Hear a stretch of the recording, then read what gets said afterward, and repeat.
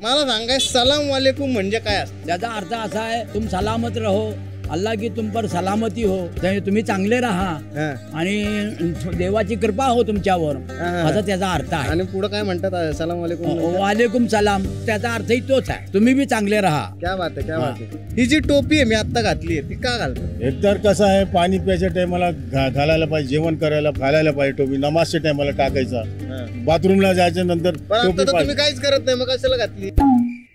डोक्याला ऊन बिन लागते त्याच्यामुळे. हे आपण असं घालतो. जेव्हा तुम्ही परमेश्वर, that is Allah, that is Jesus, that is Ram, तुम्ही जेव्हा एवढ्या मोठ्या व्यक्तीसमोर जातात, तुम्ही डोकं कव्हर करून जातात, हे रिस्पेक्ट आहे. आपली एवढी लायकी आणि अवकात नाही का आपण असं जाऊन त्यांच्यासमोर उभं राहावं. तर हे मार्क ऑफ रिस्पेक्ट, रेव्हरन्स म्हणतात याला, त्यासाठी हे घालतात आणि नमाजला आम्ही जातात. तर this is a tradition is been going on for thousands of years.